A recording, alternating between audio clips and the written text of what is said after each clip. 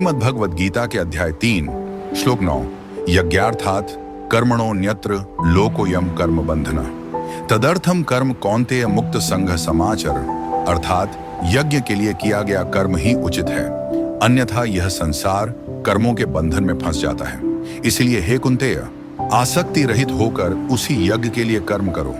यह श्लोक बताता है कि फल की इच्छा से रहित होकर भगवान को अर्पित कर्म ही यज्ञ है, जो बंधन का कारण नहीं बनता।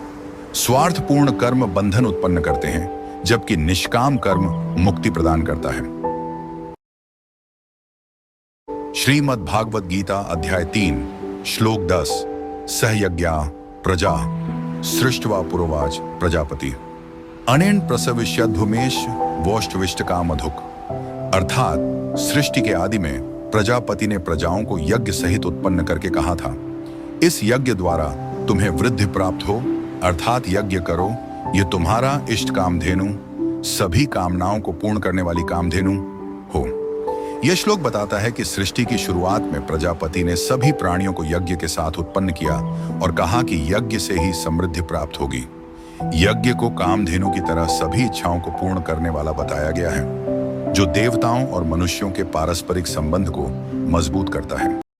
श्रीमद् भागवत गीता अध्याय 3 श्लोक 11 देवान् भावयतानेन ते देवा भावयन्तु वा परस्परम भावयन्तः श्रेयः परम वाप्स्यथ नरनारायण अर्थात इस यज्ञ के द्वारा तुम देवताओं को प्रसन्न करो और वे देवता तुम्हें प्रसन्न करें। इस प्रकार परस्पर प्रसन्न करते हुए तुम परम कल्याण प्राप्त करोगे। यह श्लोक बताता है कि यज्ञ द्वारा देवताओं का पोषण करने से वे मनुष्यों को फल प्रदान करते हैं, जिससे दोनों की पारस्परिक उन्नति होती है और अंततः परम लक्ष्य की प्राप्ति संभव हो जाती है। कर्म योग में यह सिद्धांत समाज और प्रकृति के संतुलन को बनाए रखने का आधार है।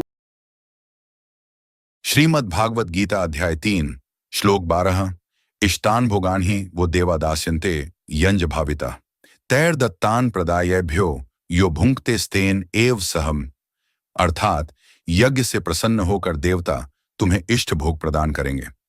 उनके द्वारा दिए गए इन भोगों को बिना देवताओं को अर्पित किए जो व्यक्ति भोगता है, वह निश्चय ही चोर है। यह श्लोक कर्म योग में यज्ञ के महत्व पर बल देता है, जहां मनुष्य को प्रकृति और देवताओं से प्राप्त वस्तुओं का उपयोग बिना योग्य भेंट के न करने की शिक्षा दी जाती है। ऐसा न करने पर व्यक्ति प्रकृति के नियमों का उल्लंघन करता है और चोर का भागी बनता है। श्रीमद् भागवत गीता अध्याय 3 श्लोक 13 यज्ञ शिष्टाशिणः संतो मुच्यन्ते सर्वकिल विषय भुंजते ते त्वघम पापा ये पचन्ते आत्म कारणात् जानटर्णन अर्थात यज्ञ में अर्पित भोजन के शेष को खाने वाले संत सभी पापों से मुक्त हो जाते हैं, किंतु जो पापी अपनी इंद्रियों के सुख हेतु स्वयं भोजन पकाते हैं, वे पाप ही भोगते हैं। यह श्लोक सिखाता है कि यज्ञ के बाद बचे प्रसाद को ग्रहण करने से भक्त सभी प्रकार के किल्बिशों से मुक्त रहते हैं, जबकि स्वार्थ के लिए भोजन तैयार कर खाने वाला व्यक्ति पाप संचय करता है। कर्म योग में यह भगवान को समर्पित जीवन की आधारशिला है।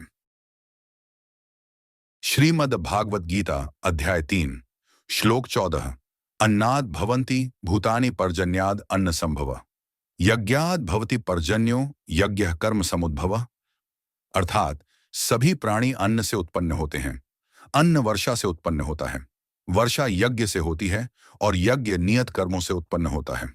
यह श्लोक बताता है कि जीव अन्न पर निर्भर हैं, जो वर्षा से पैदा होता है। वर्षा यज्ञों से आकर्षित होती है और यज्ञ अपने कर्तव्य कर्मों से संभव होते हैं।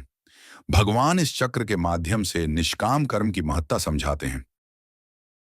श्रीमद् भागवत गीता अध्याय 3 श्लोक 15 कर्म ब्रह्मोद्भवम विद्धि ब्रह्माक्षरस्मोद्भवम तस्मात् सर्वगतम ब्रह्म नित्यम यज्ञ प्रतिष्ठितम अर्थात कर्मों को वेदों से उत्पन्न जानो और वेदों को परम ब्रह्म अक्षर से प्रकट हुआ जानो, इसीलिए वह सर्वव्यापी ब्रह्म सदा यज्ञ में ही स्थित है।